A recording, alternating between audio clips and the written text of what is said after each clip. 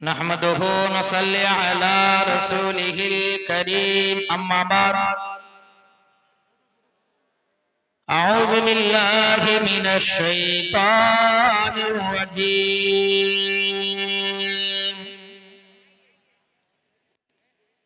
बिस्मिल्लाहिर रहमानिर रहीम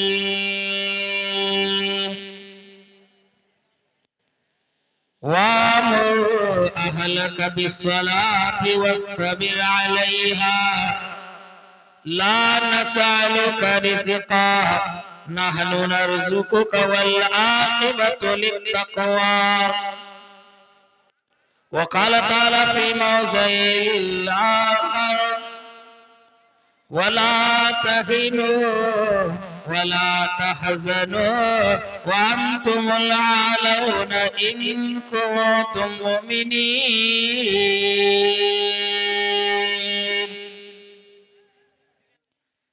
वक़ाल नबी सल्लल्लाहु तआला अलैहि वसल्लम अल्लाहुम्मा ग़फ़िर ली ज़म्बी ववस्सि'ली फ़ी दारी वबारिक ली फ़ी रिज़्क़ी औ कमा क़ाल अलैहि सलातु वस्सलाम। दुरूद शरीफ पढ़िए।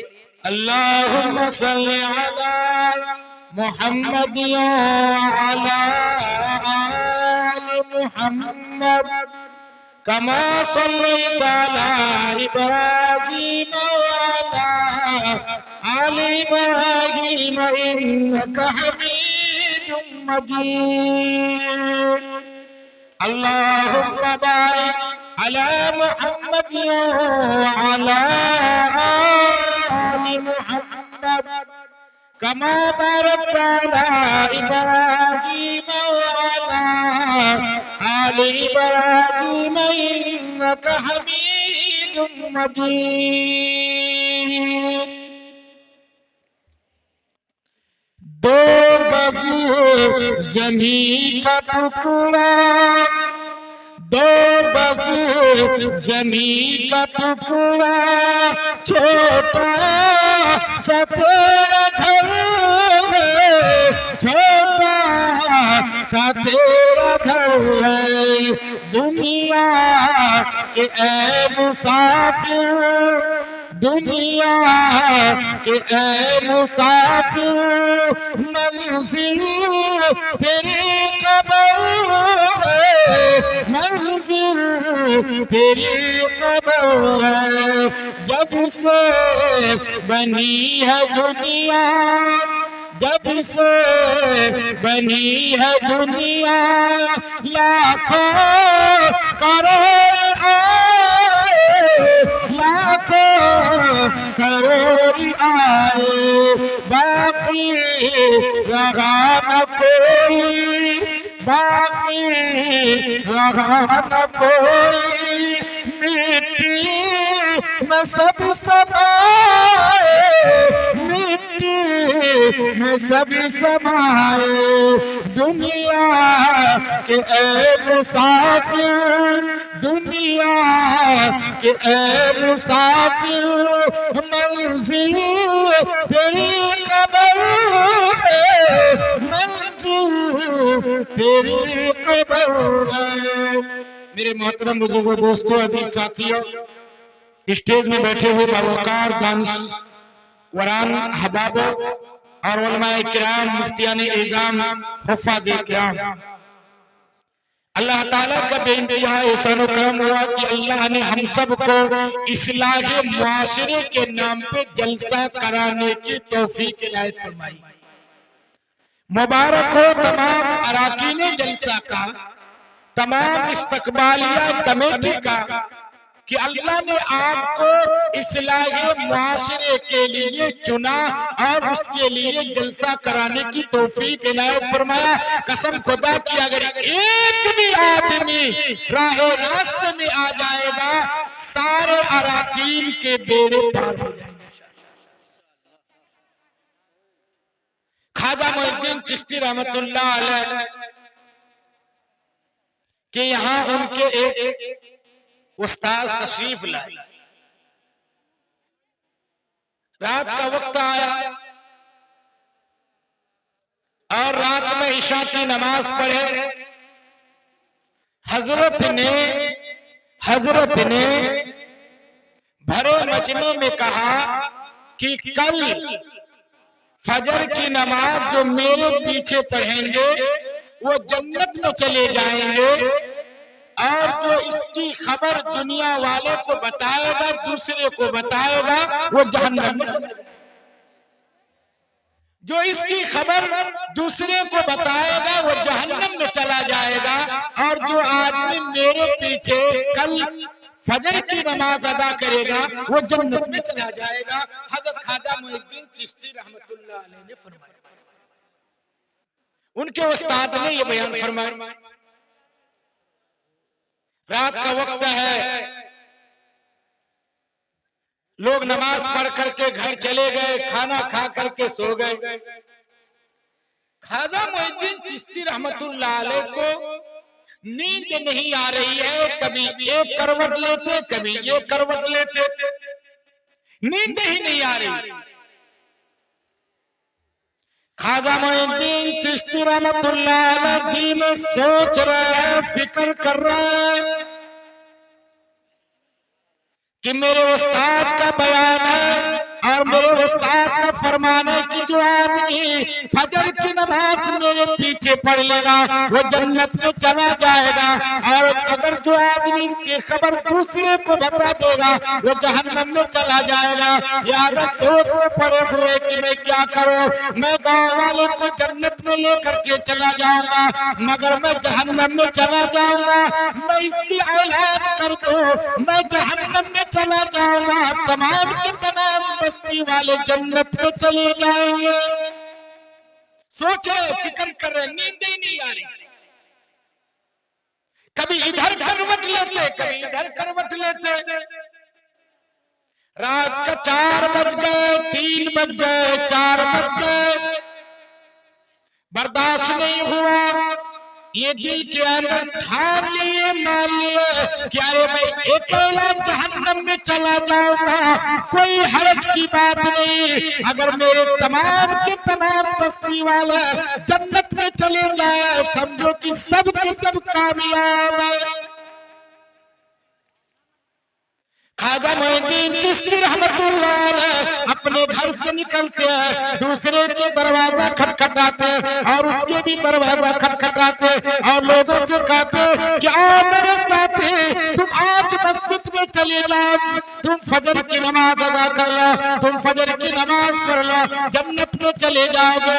इसी तरीके से पूरे बस्ती वाले को जगा दिया और सबके दरवाजे को खटखटा दिया। सबके सब ये नमाज के लिए चले आए, फजर में चले आए, जो कि फजर में मस्जिद में 4 आदमी हुआ करता था, 5 आदमी हुआ करते थे, 10 आदमी हुआ करता थे, 10 आदमी हुआ करते थे। मगर आज का दिन मस्जिद भी भर गई, बरामदा भी भर गया, याद सेहत भी भर गए और मैदान भर गए। और ख्वाजा मुइनुद्दीन चिश्ती रहमतुल्लाह अलैह के उस्ताद ये फजर की नमाज पढ़ाते हैं और दो रिकात नमाज पढ़ा करके जो ही रुख को फेरते देखा कि नमाजी ही नमाजी है। नमाजी का एक सैलाब है। हजरत ने दुआ की, हाथ छोड़े और फरमाया कि किसी ने इन तमाम लोगों को खबर किया, अरे मगरिब में ये थे नहीं, इशा में थे नहीं, जो कि ये फजर में सोने का वक्त है, आराम करने का वक्त है, नींद आने का वक्त है। इस वक्त में इतने लोगों को कौन दावत दे दिया? याद किसकी जुर्रत हो गई? कौन जहन्नम में जाना चाहता है?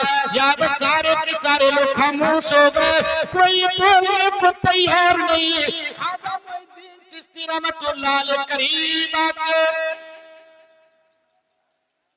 फरमाया, उस्ताद मुकर्रम मैंने इन तमाम लोगों को खबर दिया, सारे के सारे लोग ये नमाज में चले आए और नमाज अदा कर ली। उस्ताद मुकर्रम ने फरमाया, ख्वाजा मुइनुद्दीन क्या तुमको को जन्नत का शौक नहीं। ख्वाजा मोइनुद्दीन चिश्ती रहमतुल्लाह अलैह ने फरमाया, उस्ताद मुकर्रम मुझे जन्नत का बहुत शौक है, याद मुझे जन्नत की बहुत तलब है और मैं जन्नत में जाना चाहता हूँ, याद मैं जन्नत के आला से आला मकाम को हासिल करना चाहता हूँ। मगर मेरे दिल में बात आई कि अरे मैं अकेला जहन्नम चला जाऊँ कोई हर्ज की बात नहीं, मगर मेरे जरिए से सारे लोग जन्नत में चला जाए। मैंने इस चीज की तरजीह दी, ये बात कहनी थी, फौरन गैब से आवाज आती है, ऐ ख्वाजा मोइनुद्दीन चिश्ती सुन लो। ये तमाम के तमाम लोग तो बाद में जन्नत में जाएंगे, मगर आज तेरे लिए, आज ही तारीख से तुम्हारे लिए जन्नत का ऐलान किया जा रहा है।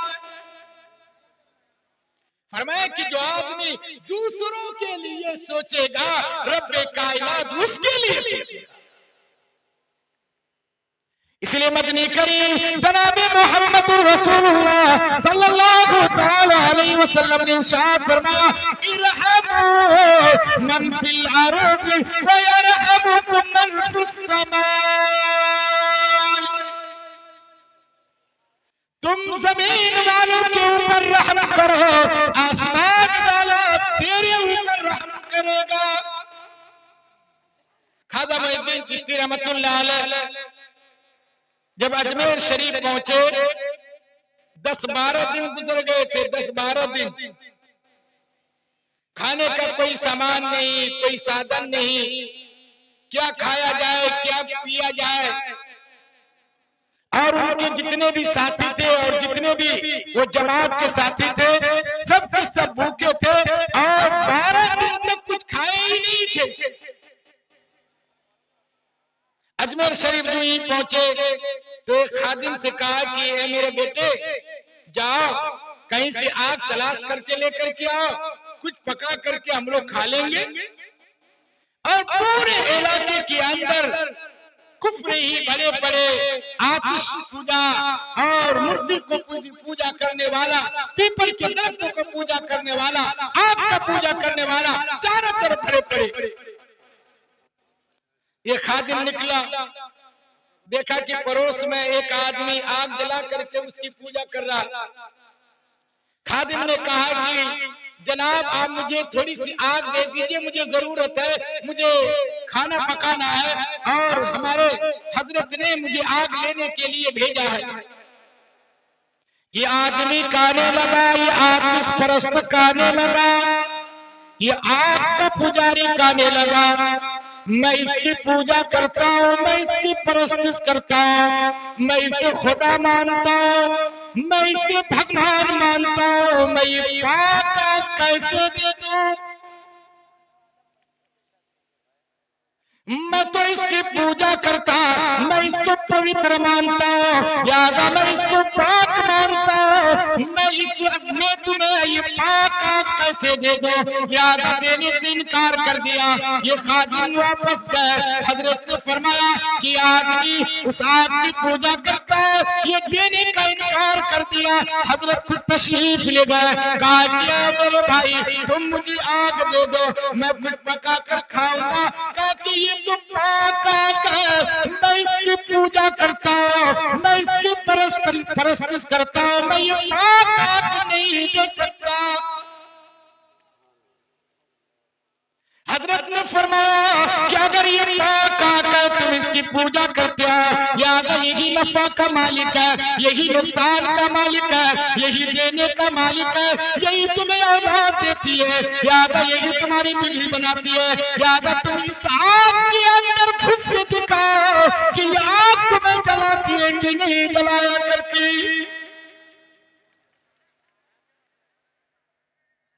तमाम के तमाम लोग कहने लगे,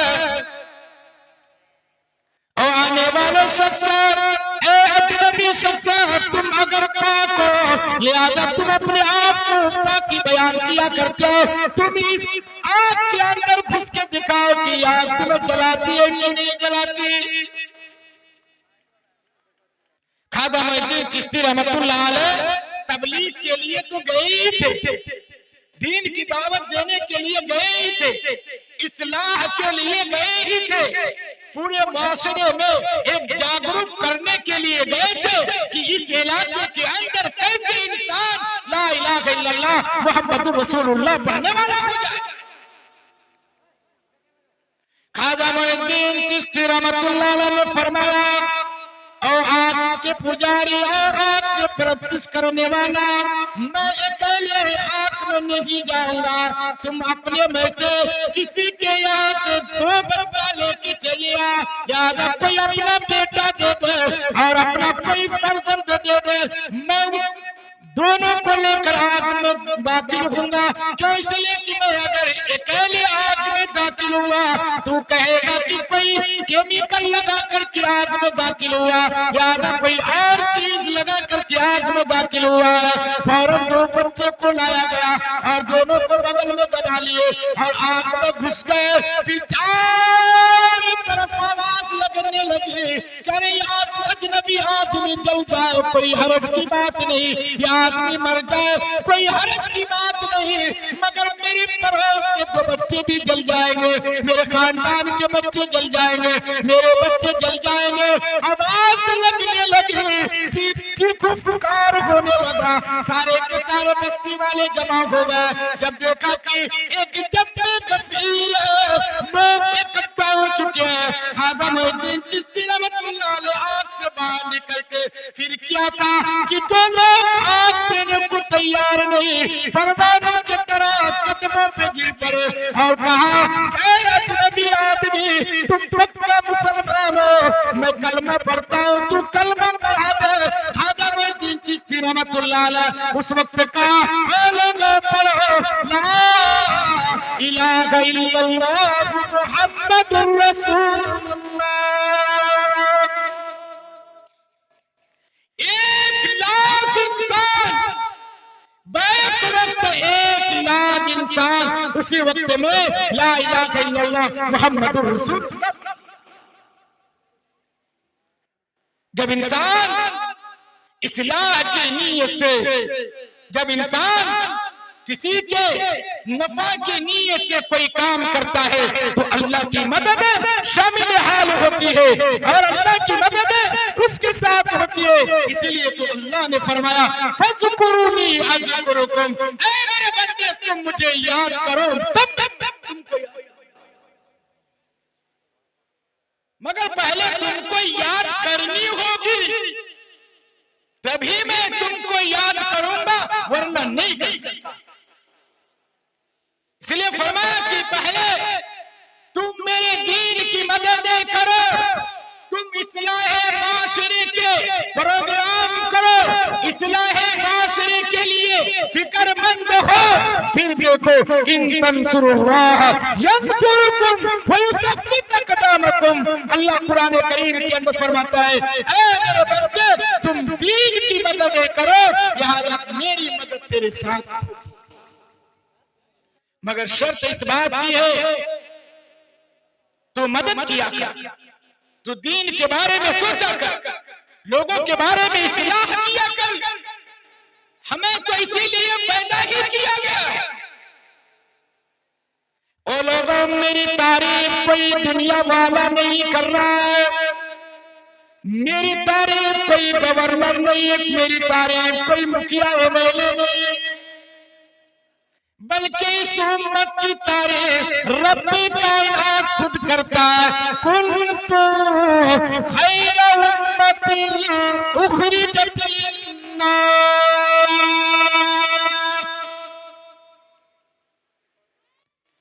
परवरदिगार कुरान करीम के अंदर फरमाता है, तुम बेहतरीन उम्मती हो, क्या इसलिए कि तुम लोगों के लिए निकाले गए हो। मगर आज हमें समझ में नहीं आता, हम तो आज कारोबार में लग गए, आज हम खेती में लग गए, आज हम दुकान में लग गए, आज हम अपने लिए लग गए, याद हम अपनी बीवी बाल बच्चे के लिए लग गए, मगर रब्बे कायनात कहता है उखरिजत लिन्नास,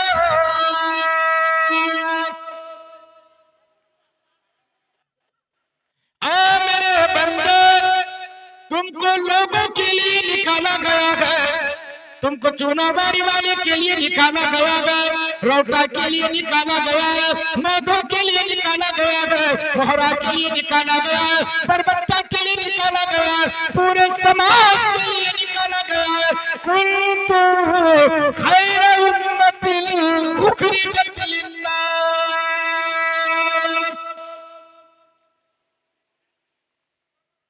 तामुरून बिल मारूफ, तुम लोगों को दीन का हुक्म किया करो और लोगों को तुम भलाई के बारे में कहा करो, अच्छी चीजों का हुक्म किया करो और तुम लोगों को बेहतर से बेहतर दीन की तरफ दावत दिया करो और अच्छी बातों की तरफ दावत दिया करो। इसीलिए तुम्हें पैदा किया गया, कोई और चीजों के लिए पैदा नहीं किया गया। और अगर तू दूसरों के लिए सोचेगा, दूसरों के लिए फिक्र करेगा, यकीनन अल्लाह ताला तेरे लिए जरूर फिक्र करेगा।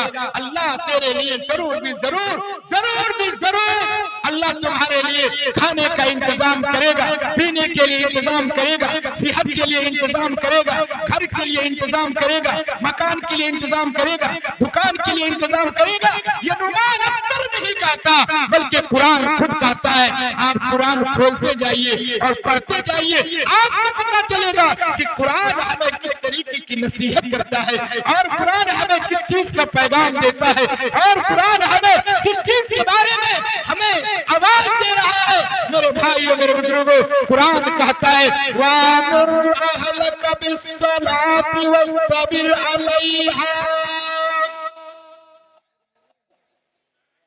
परवरदिगार कुरान करीम के अंदर फरमाता है वामुर अहलका बिस्सलात, और मेरा बंदा तुम बीवी को नमाज का हुक्म किया करो, तुम बीवी को नमाज का तरीका सिखाया करो, तुम बीवी को नमाज के बारे में कहा करो, तुम बीवी को नमाज की तलकीन किया करो और तू अपनी औलाद को नमाज के लिए लाओ। अगर 7 साल की उम्र है तुम उसे पकड़ करके मस्जिद में लाओ और अगर 10 साल की उम्र का हो जाए तुम मार करके उसे नमाज पढ़ाओ। वामुर अहलका बिस्सलाति वस्तबिर अलैहा, तुम अपनी बीवी को जरूर नमाज सिखाया कर, तू उसे दीन की दावत दिया कर, तू उसे अच्छी बातों का पैगाम दिया कर। ये नहीं कि सिर्फ बीवी को बीवी से रोटी बनवाएगा, खाना बनवाएगा, चावल बनवाएगा, कपड़ा धुलवाएगा और बच्चे की खिदमत कराएगा। मेरे भाइयों, मेरे बुजुर्गों, बीवी अल्लाह इसलिए नहीं दिया है, बीवी अल्लाह ने इसलिए नहीं दिया है कि आप उससे खाना पकवाइए, आप उससे रोटी बनवाइए, आप उससे और कोई काम कीजिए, बल्कि अल्लाह ने बीवी जो दिया है वो सुकून का दिया है, वो इत्मीनान के लिए दिया है और वो नफ्सानी ख्वाहिशात को मिटाने के लिए दिया है। आपको याद होनी चाहिए मेरे भाइयों, मेरे बुजुर्गों, इंसान अगर करोड़पति हो जाए, इंसान अगर अरबपति हो जाए, इंसान लाखपति हो जाए, आज पूरी दुनिया उसके सामने हो जाए, उसको सुकून नहीं मिल सकती है और उसको इत्मीनान नहीं हो सकता है और उसको चैन की जिंदगी नहीं मिल सकती है।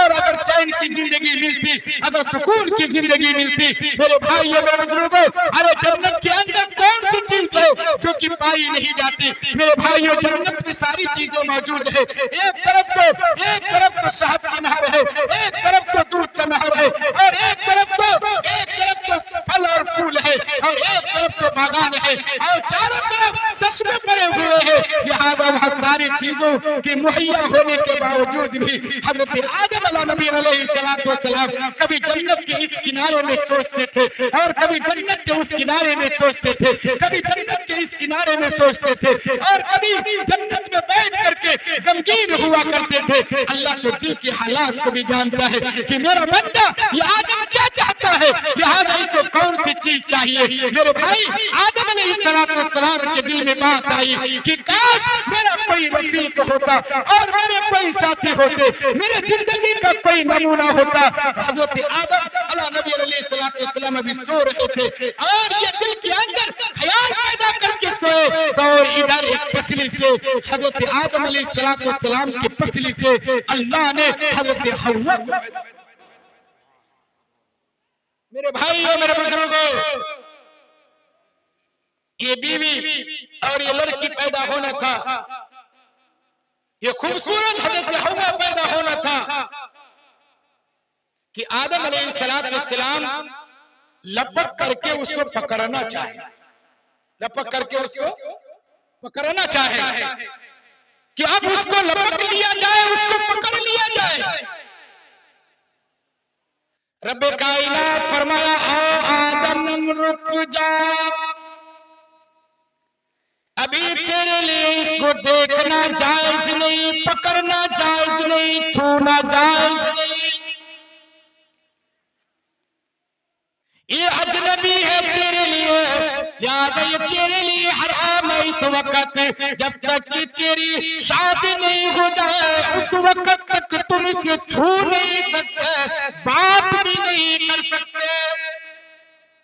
आज तो अगर सिर्फ लड़का लड़की की बात हो जाए, बात चल जाए, बस फोन शुरू हो जाता है, फोन शुरू हो जाता है, घंटों घंटे बात करेगा। अब उसके लड़की के माँ बाप भी छोड़ देता है कि नहीं रिश्ता तो लग गया। कभी किसी मौलवी साहब से पूछा ये बात करना जायज है कि नहीं है? किसी मौलवी साहब, किसी मुफ्ती साहब के आपने राब्ता कायम किया कि आपकी लड़की ये लड़का से बात कर रही है, क्या ये बात करना जायज है, ये क्या ये बात करना हलाल है या हराम है? बस सिर्फ रिश्ता लग गया है, बातचीत चल गई है, बस अब ले फोन,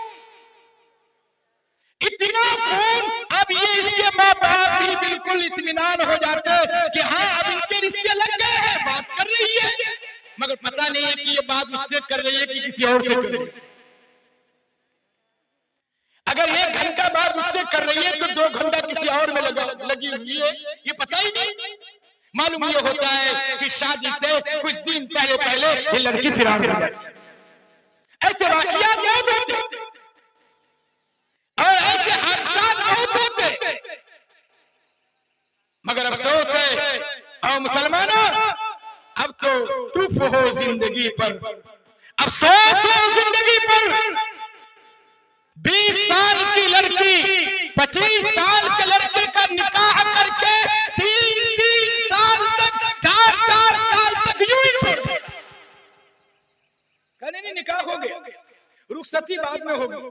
मैं ये कहूंगा कि आपके इस इलाके के अंदर, हमारे इस समाज के अंदर बहुत ज्यादा पाए जाते लड़का लड़की के निकाह करा करके लड़का को सऊदी भेज दिया जाता है और जर्मनी भेज दिया जाता है और इंग्लैंड भेज दिया जाता है, अमेरिका भेज दिया जाता है। और ये 25 साल की लड़की, ये 30 साल की लड़की, 35 साल की लड़की बस यूं ही घर में पड़े हुए रहती है। आपको पता है कि क्या हो रहा, नहीं हो रहा? आप निकाह कर लिए, क्या आप बड़ी हो गए? क्या आप अपनी लड़की का निकाह करा दिए, क्या आप बड़ी हो गए? कसम खुदा की याद रखो, आओ मुसलमानों याद रखो, आओ मुसलमानों कान खोल के सुन लीजिए कि अगर आपने अपनी बेटी का निकाह करा दिया और रुखसती नहीं कराया और रुखसती तक जान से भी गुनाह ये लड़की करेगी और ये लड़का जितना भी गुनाह करेगा, लिहाजा जितना गुनाह तो उसको मिलेगा ही मिलेगा, उसके बाप को भी मिलेगा, उसके माँ को। आप क्या सोचते हैं कि हम बड़ी हो गए, हम निकाह कर दिए तो हमारे जिम्मे से ये फराइज साबित हो गए, लिहाजा खत्म हो गई? नहीं, आप दहेज देने की वजह से और आप सामान देने की वजह से, आप गाड़ी देने की वजह से, आप इस तरह के सामान और चीजों बेटी का आप रुखसत दी, 1 साल 2 साल 3 साल 4 साल तक रोके हुए रहते।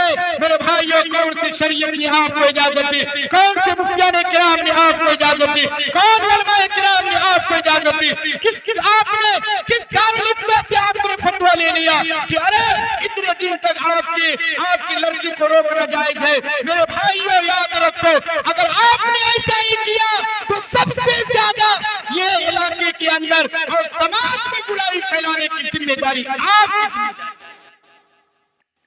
ये आप होंगे। क्या आप अपने लड़के को आप बिगाड़ रहे हैं, आप अपने लड़के को बिगाड़ रहे हैं। मेरे भाइयों, मेरे बुजुर्गों, अरे आप दहेज क्या दे सकते हैं? आपने क्या औकात है कि आप दहेज दे दे? आप अपनी बेटी के हक नहीं दे सकते हैं, आप दहेज की क्या बात करते हैं? आप दहेज की क्या बात करते हैं कि हम अपनी बेटी को दहेज देंगे, हम अपनी बेटी को गाड़ी देंगे, हम अपनी बेटी को कार और मोटरसाइकिल देंगे, हम अपनी बेटी को फ्रिज देंगे? आपकी क्या औकात है? मेरे भाइयों, मेरे बुजुर्गों, अल्लाह ने इरशाद फरमाया, अल्लाह ने कुरान करीम के अंदर फरमाया है, ऐ मेरे बंदे, याद रखो, अगर हुकूकुल्लाह में अगर कमी बेशी हो जाएगी मैं माफ कर दूंगा, और हुकूकुल इबाद में अगर जर्रा बराबर कमी होगी, चाहे तुम हाजी क्यों न हो, नमाजी क्यों न हो, लिहाजा सारा का सारा तेरे अमाल को उतार करके उन लोगों को दे दिया जाएगा जिसके हक तू मार करके आया है। दहेज देना नाजायज है, उस पर अमल करते। तिलक देना नाजायज है, उस पर अमल करते। पैसे देना नाजायज है, उसके ऊपर अमल करते कि नहीं हम बेटी को दहेज नहीं देंगे तो दुनिया वाला क्या कहेगा, हम बेटी को ऐसे ही खाली रुखसत कर देंगे तो मुझे मोहल्ला वाला लान तान करेगा। और अपने बेटे के लिए आप रजिस्ट्री ऑफिस में सारी जमीन अगर रजिस्ट्री कर दे तो आपको लान तान नहीं करेगा। हज करने के लिए जा रहे हैं, पहले बेटे को बुला रहे हैं कि बेटा चल रजिस्ट्री ऑफिस सबके सब जमीन कर देता हूं। अब वापसी होगी कि नहीं होगी, इसीलिए अल्लाह ने आपको हज की तौफीक दिया। मेरे भाइयों, मेरे बुजुर्गों, याद रखो, दहेज उस वक्त तक नहीं रुक सकता है और ये तिलक उस वक्त तक नहीं रुक सकता है जब तक कि सारे लोग अज़्म इरादा न कर ले कि हम अपनी बेटी के हक को जरूर अदा करेंगे। आप कितना दहेज देते? 2 लाख रुपया देते, 3 लाख रुपया देते और 4 साल तक बेटी को बैठा करके रखते और दामाद को तरपाते रहते और ये कहते हैं कि हम दहेज देने वाला। और आप इसके ये मौधों में और आपके काजी टोला में ये चूना मारी के ये सड़क के बगल में आपकी बेटी 1 बीघा जमीन पाती है और 1 डिसमिन की कीमत 3 लाख रुपया हुआ करता है। और ये 3 लाख रुपया में 1 डिसमिन जमीन अगर बिकती है और 50 डिसमिन अगर उसके नाम पे है, आप बताइए कि 50 दिया कितने हो गए? आप 1.5 करोड़ रुपया को हजम कर रहे हैं और 1.5 करोड़ रुपया को गमन करके आप 2 लाख के दहेज को देने के लिए आप ये 2 साल तक 3 साल तक उसको रोक के रखते हैं और ये कहते हैं कि अगर मैं दहेज ना दूंगा लिहाजा मेरे समाज वाले मुझे थूकेंगे, मेरे समाज वाले मुझे लान तान करेंगे। मेरे भाइयों, ऐसी जिंदगी के ऊपर लानत है और ऐसी जिंदगी के ऊपर कुफ्र है। हम लोग तौबा करें, दहेज लेना ये लेना ये देना हुकूकुल्लाह में से अल्लाह चाहे तो हक माफ कर दे, और ये जमीन का देना, ये हक का देना, ये हुकूकुल इबाद में से है। जब तक कि बंदा का हक बंदे को ना अदा कर दिया जाए अल्लाह भी उसके हक को अदा नहीं कर सकता, अल्लाह भी उसे माफ नहीं कर सकता। हम कहते हैं दहेज देते, दहेज की वजह से हम अपनी बेटी को रोक करके रखे, हम दहेज की वजह से अपने बेटे को तरपा रहे हैं और ये कहते हैं कि हमने ऐसा किया, हमको ये देना है, हमको वो देना है। क्या देना है? अगर आपको देना ही है तो 1 बीघा जमीन दे दो 1 बीघा जमीन। मेरे भाइयों, मेरे बुजुर्गों, हजरत आदम अलैहिस्सलाम हजरत हव्वा को पकड़ना चाहे कहा कि ए आदम अभी नहीं पकड़ सकते हो जब तक कि तेरा निकाह ना हो जाए, जब तक कि तेरी शादी ना हो जाए, और जब शादी भी हो जाए तो तुम उस वक्त तक इससे मिल नहीं सकते हो, लिहाजा तुम इसको पकड़ नहीं सकते हो जब तक कि तुम इसका महर ना अदा कर दो। महर ना अदा कर दो। कितना महर? 25 अशरफी, 25 अशरफी, 35 अशरफी, 50 अशरफी, 100 अशरफी। और उस पर भी जानते हैं लड़का को तो वहां पर मोहरा बना करके बैठा दिया जाता है, मुखिया आता है, सरपंच आता है, मिंबर आता है, और वहां का प्रधान आता है, बड़े लोग आते हैं और बैठ करके शान दिखाता है, कहता हाँ बोलिए बोलिए। ये मुखिया को इसलिए बुलाया जाता, ये सरपंच को इसलिए बुलाया जाता, ये प्रधान को इसलिए बुलाया जाता, ये बड़े लोगों को इसलिए बुलाया जाता, ये जमींदार को इसलिए बुलाया जाता है कि आप इसके लिए ये 35 अशरफी, 50 अशरफी और ये 7 अशरफी को आप मोहरदान तय करें, और देने का नाम नहीं लेता। मसले की मैं बात बता दूं भाई, छोड़ दूं भाई, मसला बता दो। मसला एक मसला ये है कि अगर किसी की नीयत ये हो गई कि मैं निकाह कर रहा हूं और देर महर मैं इतना बांध रहा हूं, मैं इसको अदा नहीं करूंगा, यकीनन वो लड़का हमेशा अपनी बीवी से जिना ही करेगा, जिना ही करेगा। और ये इतने ज्यादा महर बात करके आप क्या कर रहे हैं? अब अपने समाज की क्या इस्लाह कर रहे हैं? अब अपने समाज के अंदर कितनी बिगाड़ पैदा कर दी है, इसको कभी सोचा? कुर्सी में बैठ करके और प्रधान बन करके, बड़े लोग बन करके, और ये नाक को ऊंची करके समाज को कितना बिगाड़ रहे हैं, कभी इसके बारे में गौर किया कि नहीं किया?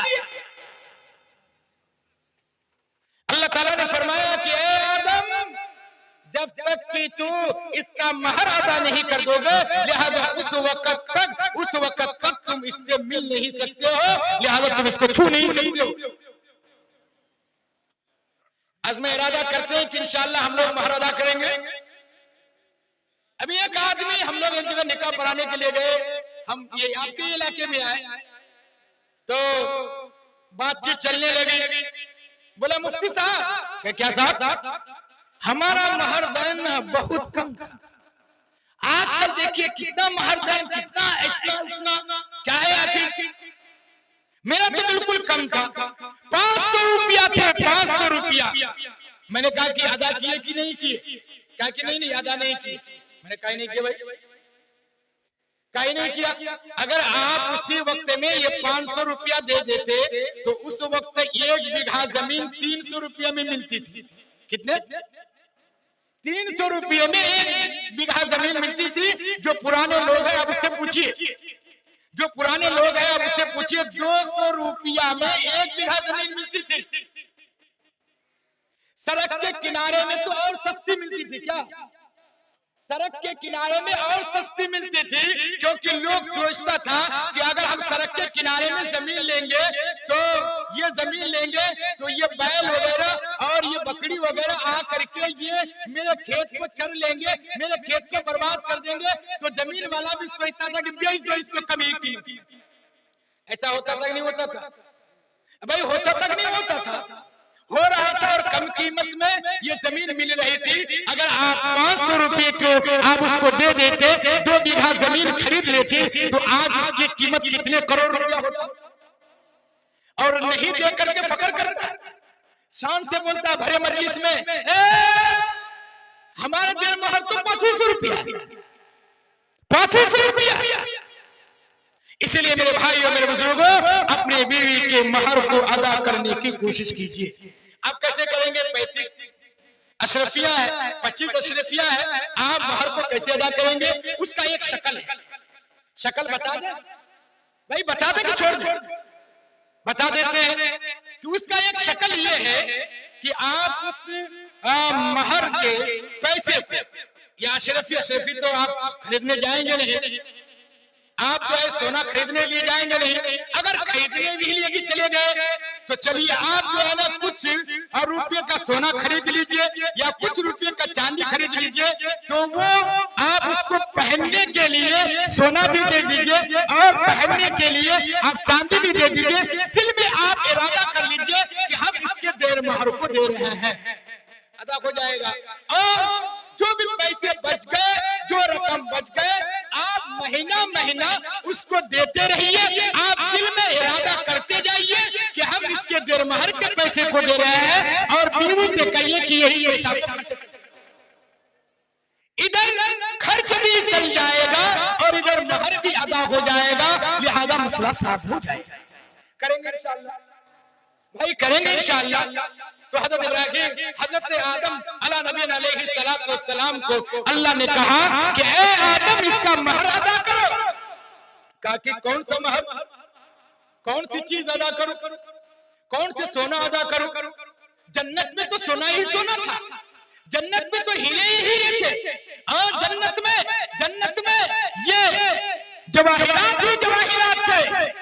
मगर अल्लाह ने नहीं कहा कि तुम सोना इसको महर में दिया करो, चांदी दिया करो, या फिर हीरे दिया करो, जवाहिरात दिया करो, नहीं कहा। बल्कि परवरदिगार ने फरमाया, ओ मेरे आदम, ओ मेरे प्यारे, मेरे आखिरी नबी जनाबे मोहम्मदुर रसूलुल्लाह सल्लल्लाहु तआला अलैहि वसल्लम के ऊपर में दरूद पाक भेज दो, ये तेरे लिए महर अदा करने की चीज बन जाएगी। जनाबे हजरत आदम अला नबी अलैहि सलाम, अल्लाह के नबी जनाबे रसूलुल्लाह सल्लल्लाहु तआला अलैहि वसल्लम के ऊपर दरूद भेज दिए, सल्लल्लाहु तआला अलैहि वसल्लम पढ़ लिए, आदम निकाह हो गया और इनकी बीवी हो गई, दोनों के दोनों रहने लगे। पता ये हुआ कि जब इंसान को बीवी नहीं होती, बेचैन रहा करता है, परेशान रहा करता है। अगर दुनिया में और जन्नत में भी अगर सुकून चाहते तो बीवी की तलाश करो। बीवी का होना जरूरी है, औरत का होना जरूरी है। इसलिए मदीने करीम जनाब मोहम्मद रसूलुल्लाह सल्लल्लाहु अलैहि वसल्लम ने इरशाद फरमाया कि मुझे तीन चीज बहुत पसंद है, मुझे तीन चीज बहुत पसंद है कि नंबर 1 खुशबू लगाना, और नंबर 2 बीवी, और नंबर 3 लोगों को माफ करना। ये मुझे बहुत पसंद है। इसलिए मेरे भाई और मेरे बुजुर्गों, अल्लाह ने बीवी नियामत के तौर पर दिया है, खाना पकाने के लिए नहीं, और ये रोटी बनाने के लिए नहीं, और बच्चे को आपकी खिदमत करने के लिए नहीं, बल्कि अल्लाह ने बीवी ये सुकून के लिए, इत्मीनान के लिए और चैन के लिए बीवी इनायत फरमाया है। लिहाजा उसकी कदर कर, उसकी कदर कर। ये नहीं कि हम दिन भर में निकल गए, सवेरे निकल गए और इस रास्ते से गुजरते हैं, किसी लड़की को देखते हैं तो मुस्कुराते हुए जाते हैं, और इस गली से गुजरते हैं, किसी लड़की को देखे तो मुस्कुराते हुए जा रहे हैं। बाजार में गए तो वो ठाठा मारता हुआ हंस रहा है, खेल रहा है, कूद रहा है। जब घर आया तो आंख बगौला करके आएगा, गुस्से से लाल पीले होकर के आएगा, ताकि मेरी बीवी घर चले। आप इसीलिए शादी किया? क्या आपको अल्लाह ने इसीलिए ये आपके जीवन का साथी बनाया, आपकी जिंदगी का साथी बनाया कि आप इसके ऊपर आग बगौना हो और आप इसको गुस्सा दिखाए, आप इससे प्यार ना करें, आप इससे मोहब्बत ना करें, आप इसको दिल से ना लगाए, आप इससे गले से ना लगाए? क्या अल्लाह ने इसीलिए बीवी इनायत फरमाया? मेरे भाई और मेरे बुजुर्गों, खुतबा के वक्त में काजी साहब चंद आयतें पढ़ते हैं। क्या कोई आदमी आकर के किसी मौलवी साहब से पूछा कि हजरत आप खुतबा के वक्त में ये जो चंद आयतें पढ़ते हैं, आखिर मामला क्या है, आखिर इसकी वजह क्या है, आप क्यों पढ़ते हैं, क्या वजह है, कौन सी चीज आप पढ़ रहे हैं? कोई नहीं पूछा। हाँ, ये आदमी अपने भाई को पूछेगा, रिश्तेदार को पूछेगा, मेहमान को पूछेगा, समाज वाले को पूछेगा, खानदान वाले को पूछेगा कि अरे कल बारात जाने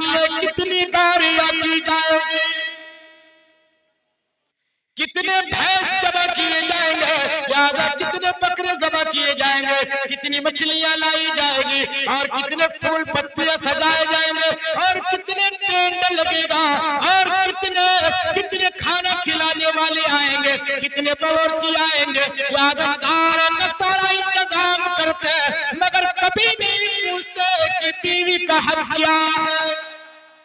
पूछता भाई? कुछ नहीं पूछता। गाड़ी लाइन पे लाइन लगा, 50 गाड़ी से जाएगा बारात में और लड़का वाला लड़की वाले दोनों से बातचीत हो जाती है। पहले ही लड़की वाले कहते हैं, उसके वकील कहता है कि कितने बाराती आप आएंगे, कहेगा कि 50 आएंगे या 60 आएंगे, 70 आएंगे। और वो जाएगा कितना 150 जाएगा, 150 जाएगा, 200 जाएगा। मदनी करीम जनाब मोहम्मद रसूलुल्लाह सल्लल्लाहु ताला अलैहि वसल्लम ने इरशाद फरमाया कि लोगों, जो आदमी बगैर दावत दिए हुए, जो आदमी बगैर दावत के किसी के यहाँ खा लेता है, या वो डाकू बनकर जाता है, चोर बनकर निकलता है, चोर बन करके जाता है, डाकू बन करके निकलता है। जो आदमी बगैर दावत के खाना खाने चला जाता है और जितना बाराती जाता है सब का सब डाकू होता है। डाकू आप सोच लिए कि ये जो बाराती जा रही है, जितनी गाड़ियां जा रही है, ये सब डकैती करने के लिए जा रहा है, डकैती डाकू सब है। इसको मेहमान कहते हैं, ये तो डकैत है। क्योंकि ये लड़की वाले को ये 50 आदमी के लिए कहा और ये 70 आदमी जा रहा है और ये 60 आदमी जा रहा है। क्या आपने हदीस पढ़ा कि नहीं पढ़ा? क्या आपने किसी उलमा से पूछा कि नहीं पूछा? क्या लोगों, अरे मैं ये 10 आदमी को लेकर के जा रहा हूँ, 10 आदमी अगर ज्यादा जा रहा है सबके लिए ना जाए। ये ना सोचे कि मुझे दावत दिया मैं आया हूँ और इसको दावत दिया ये आया है और इसको दावत नहीं दिया ये आ गया है। ऐसी बात नहीं है। लड़की वाले तो सबको दावत दे देते हैं और उधर लड़की के तरफ से लड़का वाला सबको दावत दे देता है और लड़की वाला कहता है कि 50 आदमी आइएगा। और अगर 60 आदमी पहुंच गया और अगर 50 से 51 आदमी पहुंच गया, कसम खुदा की सब का सब डाकू है, डाकू बन करके जाता है, चोर बन करके आता है।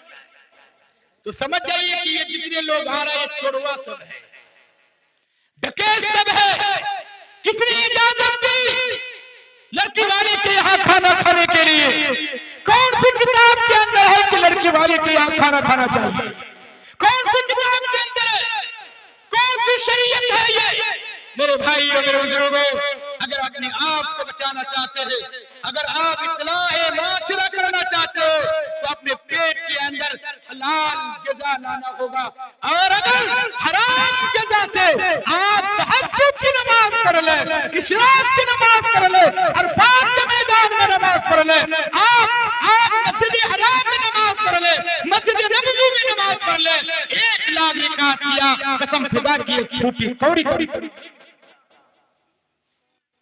एक फूटी कौड़ी का भी सवाब नहीं मिल सकता है जिसके पेट के अंदर हलाल ग़िज़ा जाए और आप जाकर के बिरयानी चबाते, जाकर के आप वहां मुर्गे का वो कीमा और मुर्गे का वो पकौड़ा चबाते और कहते हैं कि बहुत मस्त है, खाना बहुत लजीज है। कसम खुदा की ज़बान तो लजीज महसूस करता है मगर पेट के अंदर अंगारा जाया करता है, पेट के अंदर अंगारा जाया करता है। इसलिए मुसलमानों, इन चीजों से बचने की जरूरत है, अपने आप को हराम लुत्फ़े से बचाने की जरूरत है। अल्लाह के नबी जनाब मोहम्मद रसूलुल्लाह सल्लल्लाहु अलैहि वसल्लम ने फरमाया, ला यदखुलुल जन्नत जसदुन गुज़िया बिल हराम, वो जिस्म जन्नत में नहीं जाएगा जिनकी परवरिश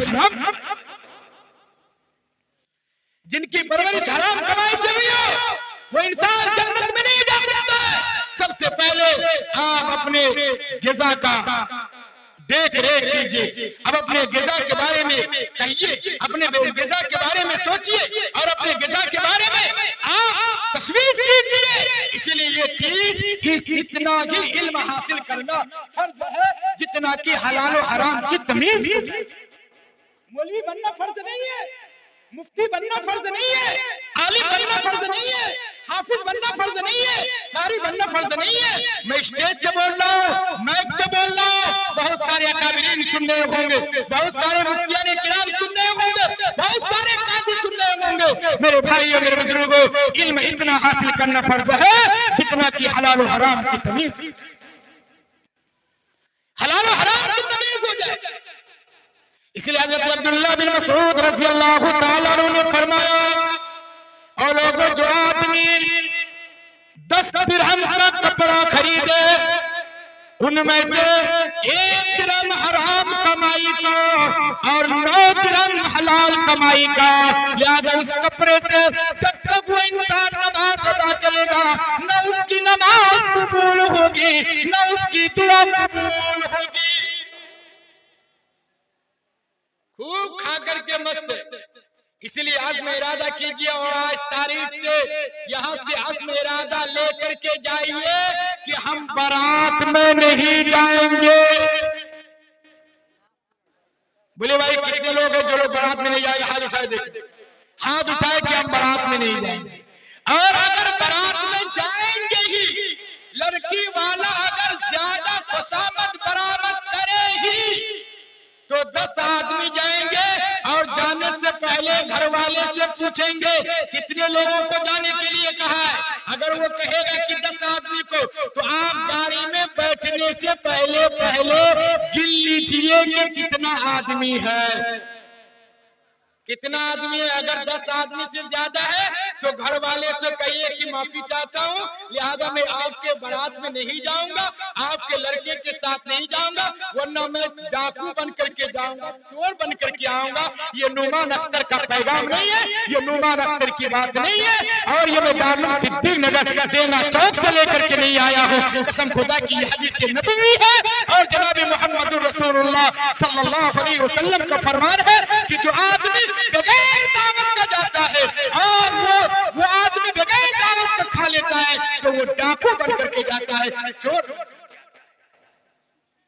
अल्लाह हिफाजत फरमाए, अल्लाह हिफाजत फरमाए। तो मेरे भाइयों, मेरे बुजुर्गों, मेरे भाइयों, मेरे बुजुर्गों, तो मैं ये कह रहा था कि अल्लाह ने इंसान को पैदा किया नफा के लिए, अल्लाह ने इंसान को पैदा किया ये इंसान के लिए कि तुम लोगों को नफा की बात बताओ, तुम लोगों को दीन की बात बताओ, लोगों को तुम शरीयत की बात बताओ, लोगों को तुम तहजीब की बात बताओ, लोगों को तुम तमद्दुन की बात बताओ, लोगों को तुम तहजीब की बात बताओ, आदाब की बात बताओ। इसीलिए अल्लाह ने इस इंसान को पैदा फरमाया है और फरमाया अगर तुम सुकून चाहते हो, अगर तुम रोज़ी चाहते हो, तो तुम ये अमल कर लो जो कि अल्लाह ने कुरान करीम के अंदर फरमाया, वामुर अहलक बिस्सलाति वस्तबिर अलैहा। ओ लोगों, तुम लोगों को नमाज का हुक्म किया करो, लोगों को नमाज की दावत दिया करो, और तुम खुद पाबंद हो जाओ नमाज का, नमाज पढ़ने का पाबंद हो जाए, 5 वक्त नमाज पढ़ा करो, 5 वक्त सजदा किया करो, 5 वक्त रुकू किया करो। अल्लाह ताला फरमाता है ला नसअलुका रिज़्का नहनु नरज़ुकुका वल आक़िबतु लित्तक़वा।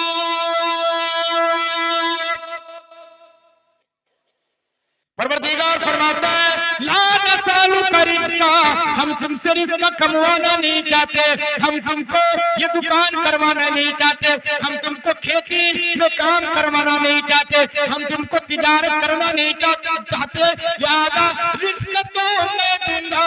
ला नसअलुका रिज़्का नहनु नरज़ुकुका वल आक़िबतु लित्तक़वा। अल्लाह कहता है कि रिज़्क मैं दूंगा, लिहाजा तुम ये चाहते हो, तुम ये सोचते हो कि रिज़्क मैं देता हूँ, मैं अपनी बेटी को मैं खिलाता हूँ, और मैं बेटे को मैं खिलाता हूँ, बीवी को मैं खिलाता हूँ। अगर तू खिलाता है ना, तो ये गेहूं बो किया है ना, ये मक्का बो किया है ना, तुम उस दरख्त को उगाओ, खेत में तो दाना डाल दिया, उगाओ। अगर खिलाते हो तो उसको बड़ा करो, और मकई को बढ़ाया करो और मकई में दाना डाला करो।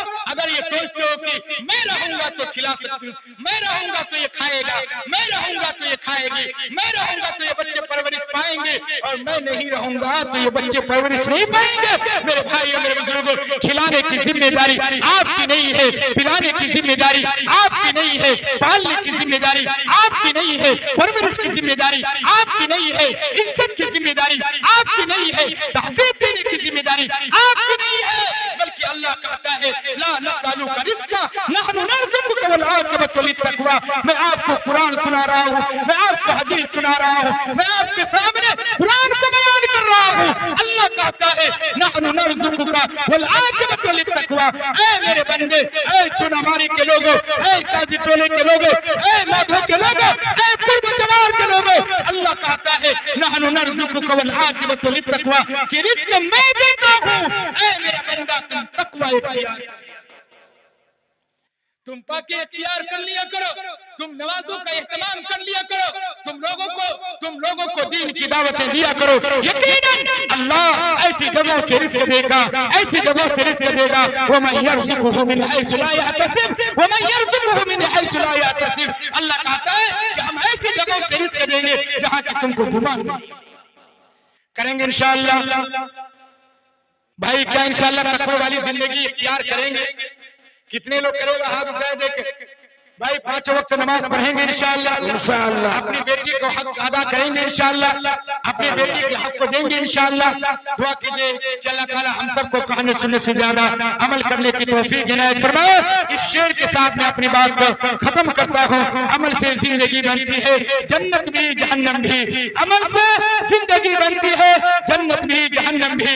ये खा के अपनी फितरत में न नूरी है न नारी है। बहुत बहुत शुक्रिया, बहुत बहुत शुक्रिया और मुबारकबाद के लायक है कि आपने इस गुनाहगार को, इस नुमान अख्तर को दारुल सिद्दीक नगर डेंगा चौक, जो कि एक बहुत बड़ा मदरसा मेरा अल्हम्दुलिल्लाह चलता है, इस वक्त मेरे मदरसे में 250 बच्चे का क़याम व ताम है।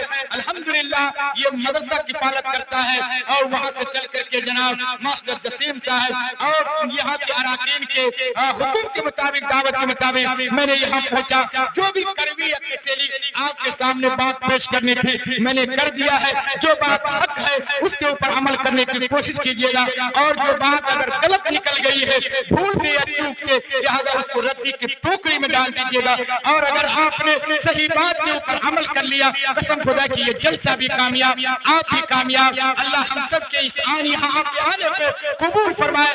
इस जलसे सुनने की बरकत से या अल्लाह हम सब के मरहुमीन को करवर जन्नत नसीब फरमाए। हम सब के मरहुमीन के कब्र को नूर से मुनव्वर फरमाए, और हम सब के मरहुमीन के कब्र को जन्नत के हवाओं का मुहैया फरमा दे, और हम सब के बीमारों को शिफाए कुल्ली आजिला दाइमा मुस्तमिर अता फरमाए। या अल्लाह इस जलसे को बेहद कबूल और मकबूल फरमाए। आमीन। व आखिर दावाना अनिल हम्दुलिल्लाहि रब्बिल आलमीन। हर छोटे बड़े को अस्सलामु अलैकुम व रहमतुल्लाहि व बरकातहू।